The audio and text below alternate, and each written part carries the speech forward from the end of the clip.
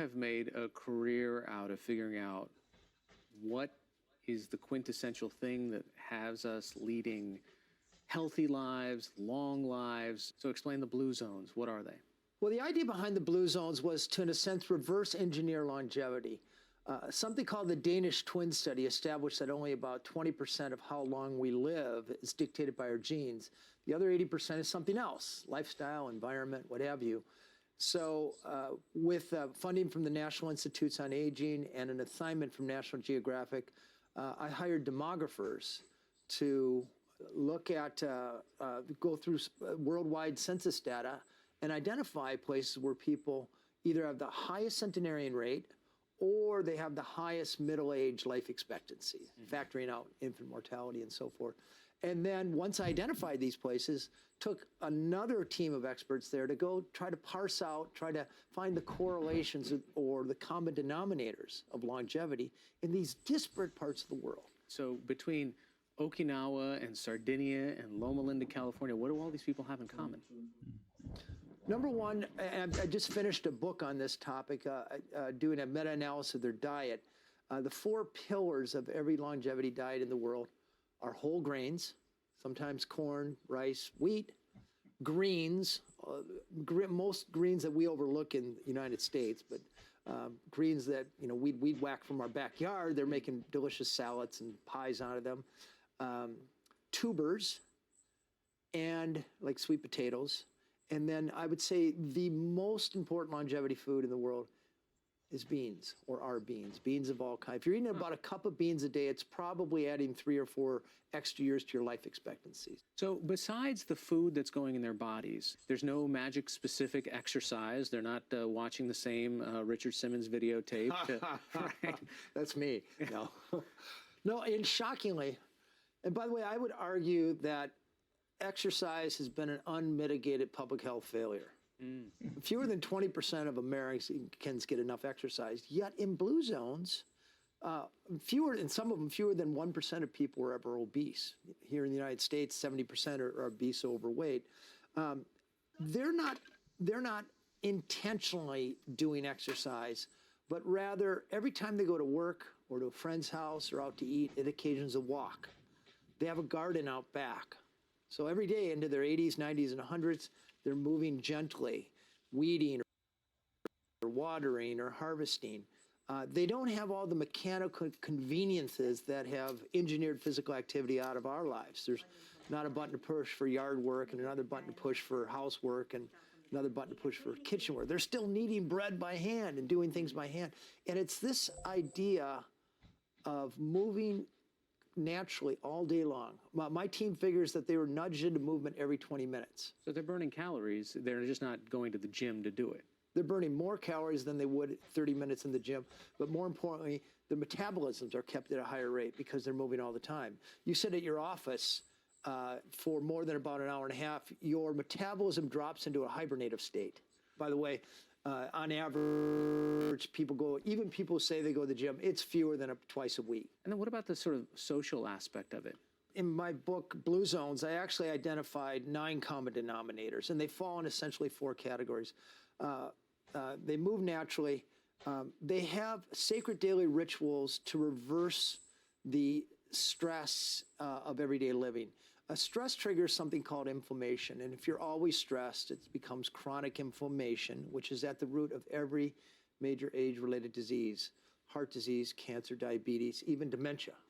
So the Okinawans have ancestor veneration. They take a few moments to remember where they came from. The Ikarians and the Ikaria is another one of the blue zones, and the Costa Ricans, Nicoya, they're taking a nap. The Adventists are praying. They begin each meal with a prayer. They wake up and the Sardinians just do happy hour. But either way, there's a daily time where you just slow down and you let the stress reverse course a little bit. They also, and I would argue this is the most important aspect, they connect. And not necessarily intentionally. They live in communities where they're nudged together in social spaces. So the option to be imploded into your house on your device doesn't really exist. If you're not showing up to church or the village festival, somebody's pounding at your door. They tend to put family first. And interestingly, in almost all blue zones, when you see people making it to 100, they have a very concentrated, solid, committed social circle of 3 to 5 friends. In some places like Okinawa, it's culturally determined. They're called moais, M-O-A-I, moais. Do they make these commitments early in their lives, the moai? So when you're 5 years old or so, your parents bring you down to the village. You meet 4 or 5 other people. The ceremony ensues, and you're supposed to travel through life together. When things go well, good crop or a raise, you're supposed to share it, and likewise. Oh, wow. When things go poorly. We hear a lot about these social determinants of health, and it's come about 15 years after I wrote the book, but they're so important. Loneliness. If you don't have at least 3 friends you can call on a bad day, it shaves about 8 years off your life expectancy, as bad as a smoking habit. So these things that we've kind of overlooked because they seem too subtle to make a difference really come to the forefront when you're studying populations of longevity. So you're talking about almost the opposite of 5,000 friends on Facebook. Talking about 3 real friends that you can call, or that have that ability to sustain you emotionally. That's right. In fact, we have, with National Geographic, we created a happiness quiz called the True Happiness Test, where it takes about 5 minutes. But we ask the question about life satisfaction and then how much time people are spending on social media. And you see this very clear curve. People who aren't on social media at all aren't optimally happy. Up to about 45 minutes seems to be the sweet spot. And after a day, suggesting that they're using it just for maybe a little intellectual repose or to connect with some friends so they can later meet in real life. But it's very clear, after 2 hours of social media use, happiness drops off a cliff. And the least happy people are on there 8 hours a day. So let's talk a little bit about how you're taking all of this knowledge that you've learned through these explorations, through these Blue Zone books. You're now applying it to different American cities that are willing and interested in trying to sort of almost hack their outcomes. So let's talk, how did that happen? I'm going to tell you something now that took me 8 years to figure it out. In populations where people live a long time, it's never because they tried. They never pursued any of the crap that we try. They're not on diets and exercise programs, supplements. Longevity ensued. These 100-year-olds have no more idea how they got to be 100 than a tall man knows how he got to be tall. So they are simply products of their environments. They live in places where the healthy choice is not only easier or unavoidable. So this idea that longevity ensues became the organizing principle. In 2009, I got some funding from AARP and the University of Minnesota School of Public Health to go about trying to manufacture an American Blue Zone. And the idea here was not to try to convince a whole city of individuals to change their behavior. You'll fail. It's never happened in the history of the world where you get a whole population to get on the same diet or exercise program. But we work on optimizing city policy. We certify restaurants, grocery stores, workplaces, and schools. And we get a critical mass of individuals to agree to optimize their home and social network. But in every case, it's permanent or semi-permanent changes to the life environment so people are mindlessly nudged into better behaviors all day long. And it works fabulously. So give me some examples. Let's kind of go through that list here. One was, how do you change businesses, communities, but let's focus on the workplace. Everybody spends 8 or 10 hours a day. It's an enormous part of how they perceive the happiness in their life. So how do you certify a business that is going to contribute to someone's either increased longevity or happiness? So to begin with, you think about how they get to work. We know that somebody who takes public transportation or walks has about 11% lower chance of dying of a heart disease than somebody who drives their car every day. So in a Blue Zone certified workplace, maybe you pay for your own parking, but you get subsidized if you take a bus. And in some Blue Zones workplaces, they actually pay their employees to walk or take a bike, $5 a day, which is better than going to the gym, as we talked about. The Food environments. When you're eating at work, are there some plant-based options or is everything pizzas and burgers? So we help them change the defaults. And then a very important thing, the biggest determinant of whether or not an employee is happy at work is whether or not how much you pay him, not how much you promote him or her, but whether or not he or she has a best friend at work. So we have these techniques of putting employees together, organize them around their interests and their values, and then challenge them to walk and eat plant-based together. It works fantastically well. So if an employer does that, we give them Blue Zone certification. Important thing to realize, though, is you can't rely on just one micro environment. You have to think of orchestrating the perfect storm of policies, places, and people for at least 5 to 10 years and changing that whole life radius, that whole city comprehensively with enough intensity before you start to see a difference. Right. So say, for example, in that company, if you are encouraging people to take public transit, there's got to be public transit options in that city, right there. Or if you're encouraging them to bike to work, hopefully there are bike lanes in that city. So how do you change all of those policies or encourage all those policies?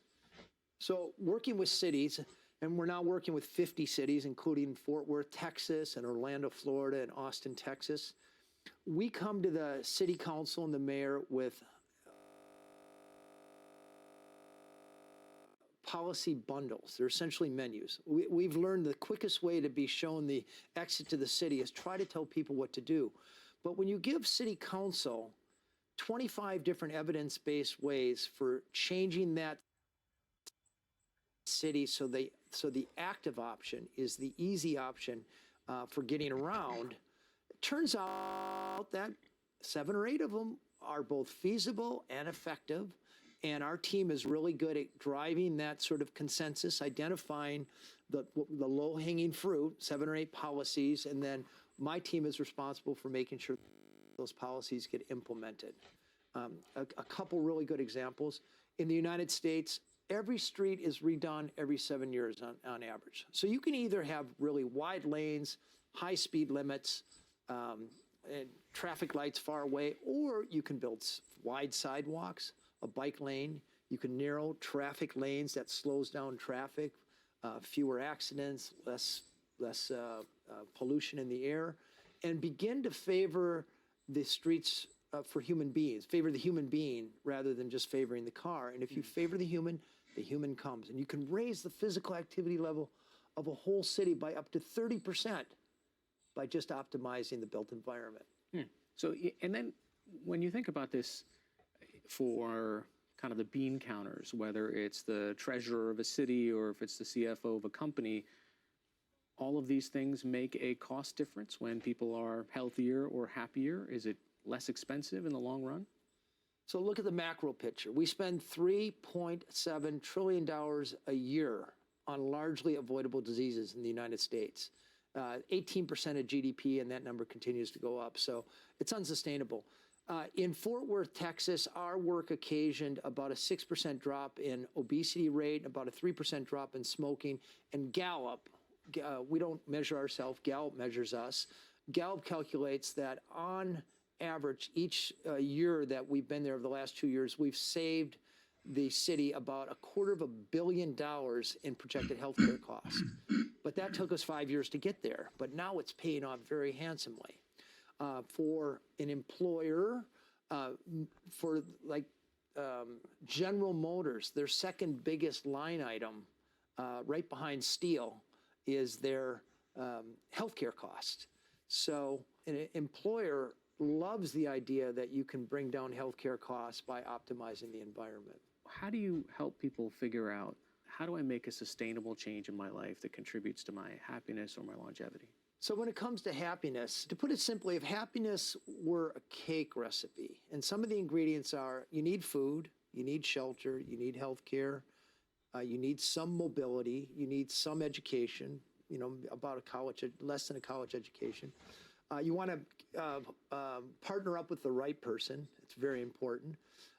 You need a sense of purpose or meaning in your life and a feeling of giving back.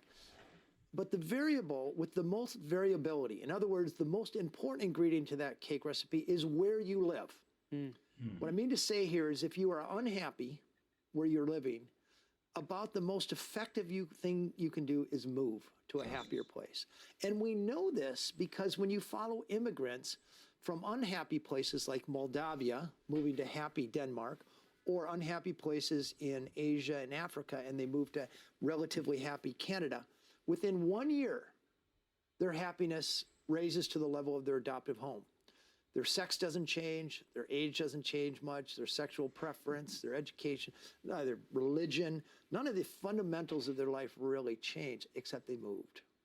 So the point here, once again, is if you want to get healthier or happier, don't try to change your behavior.